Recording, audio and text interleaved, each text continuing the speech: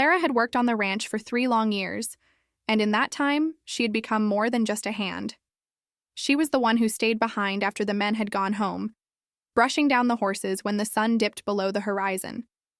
She was the one who could coax a skittish foal into drinking, the one who knew which horse favored which patch of grass in the pasture.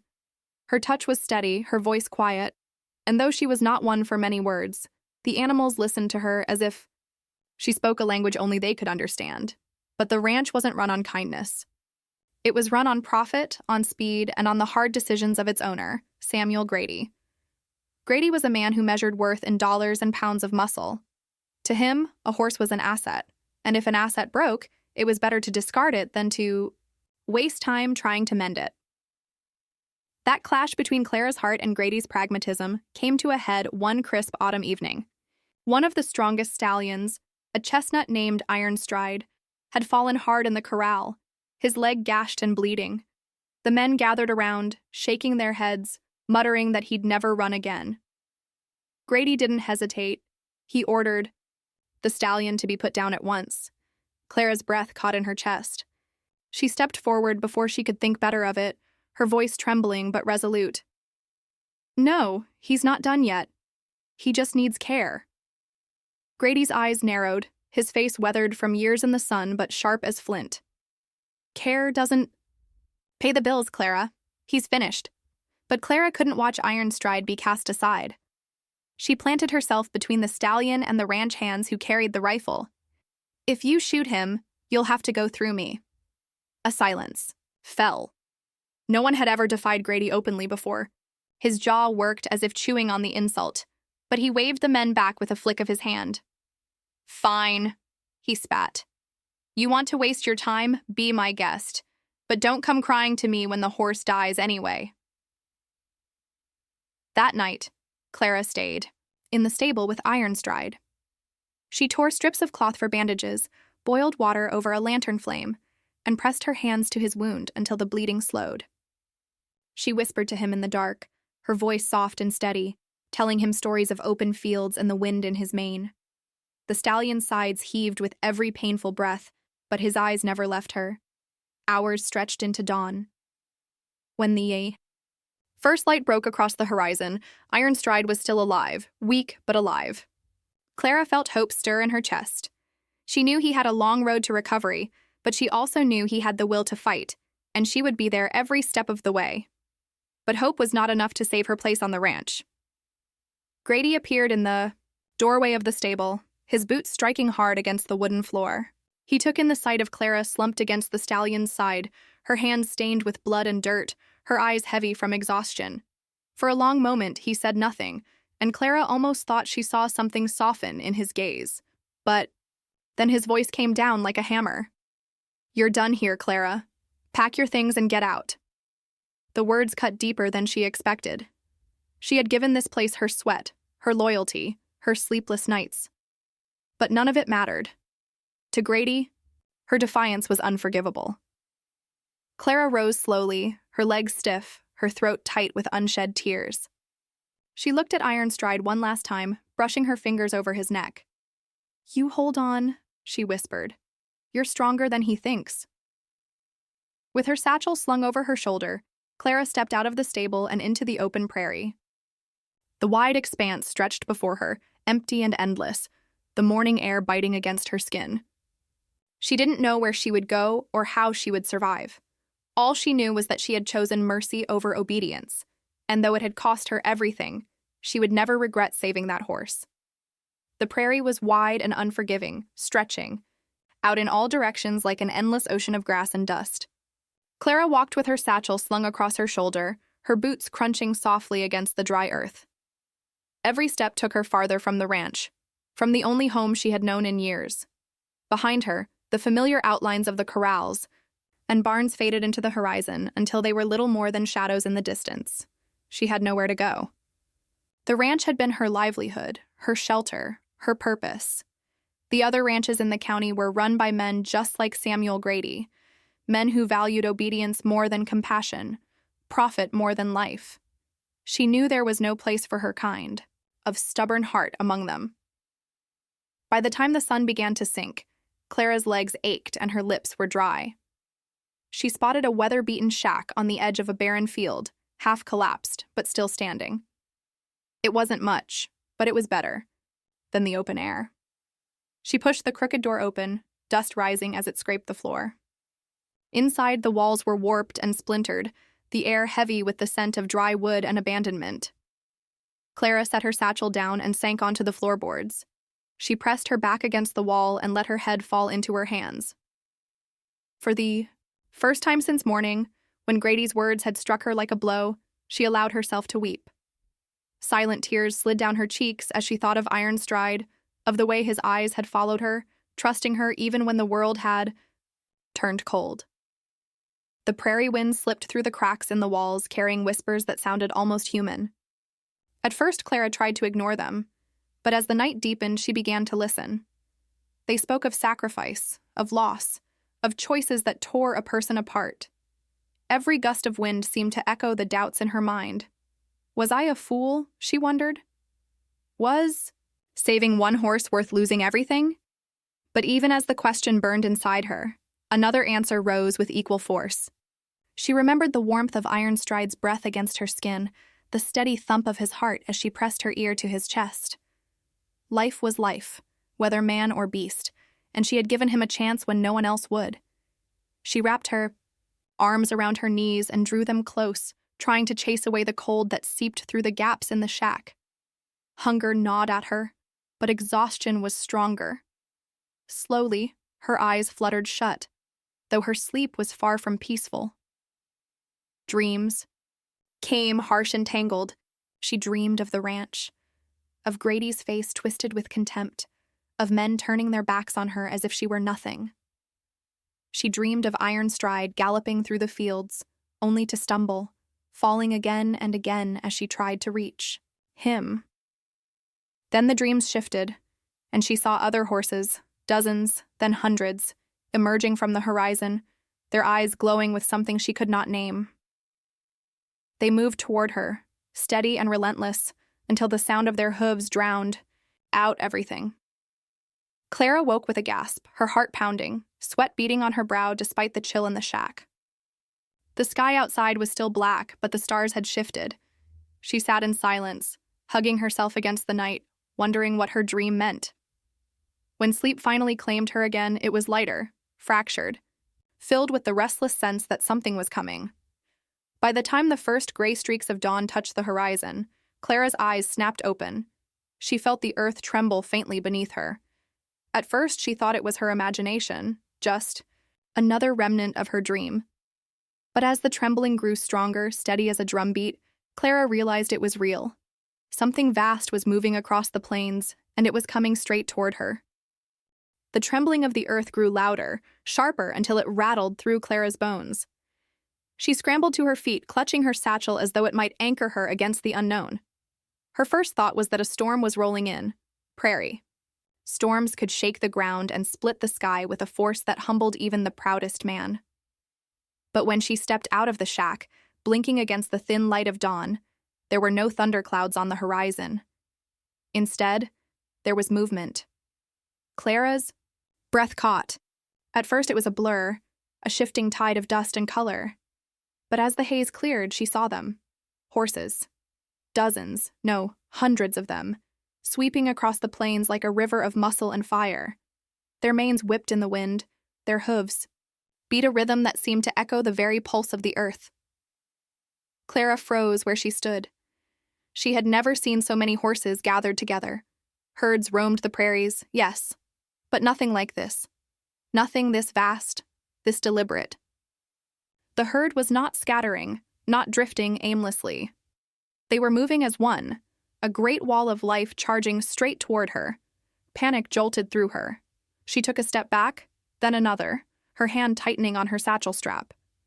A stampede would crush her in seconds, leaving nothing but dust behind. She thought of running, but there was nowhere to run. The shack was no protection, and the open field stretched endlessly. The herd thundered closer. Clara shut her eyes, bracing for impact. And then silence. The ground still vibrated, but the air shifted. The sound of pounding hooves slowed, softened, until it became a steady thrum. Clara opened her eyes cautiously, and what she saw made her knees weaken. The horses had stopped. Not 10 paces away, the herd stood in perfect formation, shoulder to shoulder, their vast lines stretching farther than Clara could see in either direction. Their eyes were fixed on her, hundreds of gazes locked in unison, their chests heaving, nostrils flaring, but not a single one moved forward. Clara's lips parted, but no words came. She felt small, impossibly small, standing before this army of living strength. The morning sun glinted on their coats, bays and chestnuts gleaming like copper, grays and whites like silver fire. Dust rose around them in a golden haze, giving the scene an otherworldly glow. Then one horse stepped forward. Clara's heart lurched. She knew him instantly, even beneath the layer of dust and distance. Iron Stride. His chestnut coat bore the faint scar of his fall, his dark eyes fierce yet familiar. He moved with the confidence of a king reclaiming his throne, and when he reached the front of the herd, he stopped, lifting his head high. Clara's throat tightened. Iron Stride. Her voice trembled in the cool air. The stallion blew a sharp breath, ears flicking toward her. Then, as though giving a signal, he bowed his head. Behind him, the entire herd mirrored the gesture, lowering their necks in silent unison. Clara staggered back a step, overwhelmed by the sight. 200 horses lined up like soldiers, their deference aimed not at Grady, not at the ranch, but at her. The girl who had nothing. The girl who had been cast aside. Tears stung her eyes.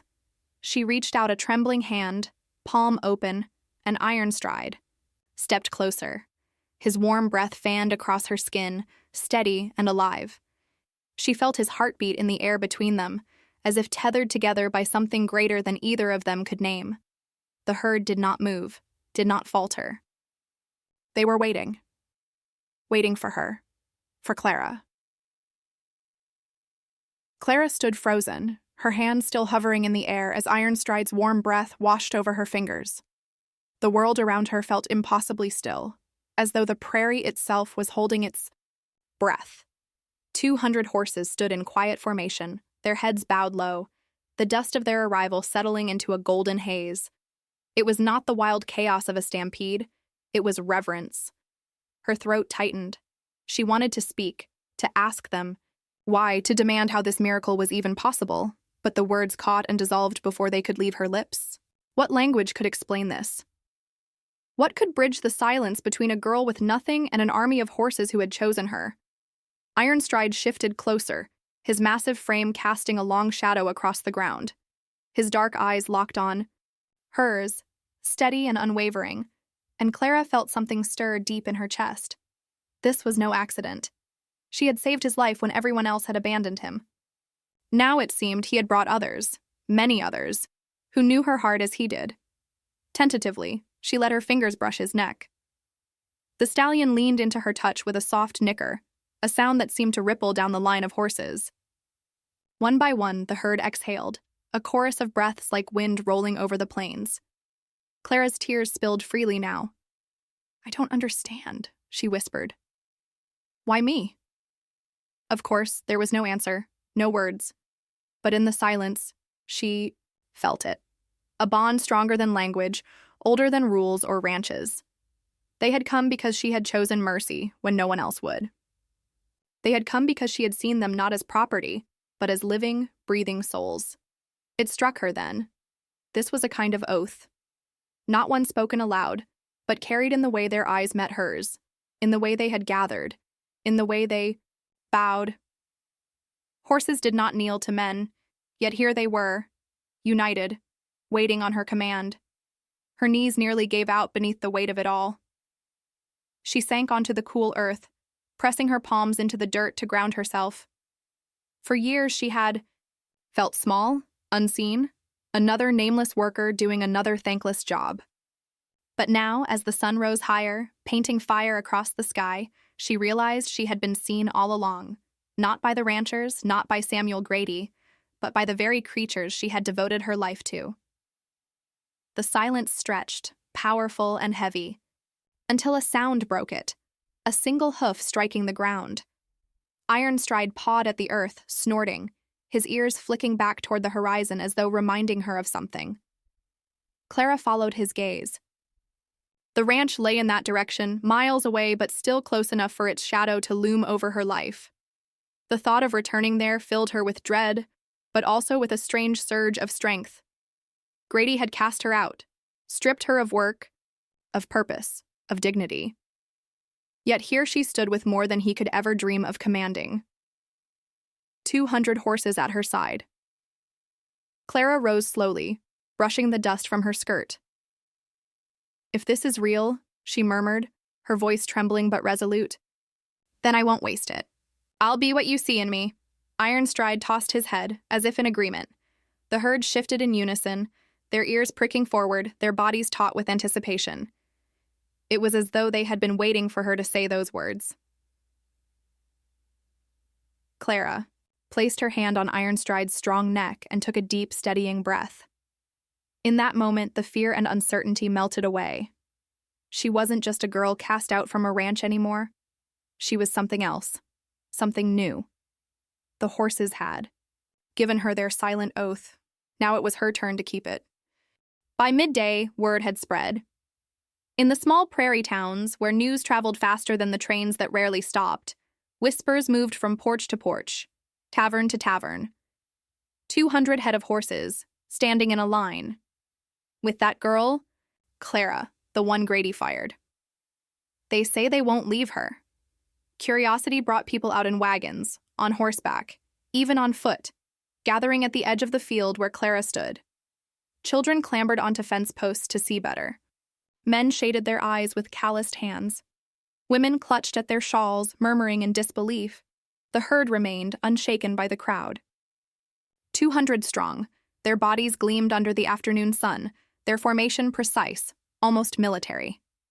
At the center stood Ironstride, towering like a sentinel, and beside him, Clara. Clara felt the weight of so many eyes upon her, heat flushed. Her face, her hands damp with nerves. She had never wanted to be the center of attention. She had always been most comfortable in the quiet shadows of the stables, where only the horses listened. Yet here she was, standing before neighbors and strangers alike, unable to hide from what she had become. The murmurs grew louder as another figure arrived, Samuel Grady. He rode at the head of a small group of ranch hands, his posture rigid.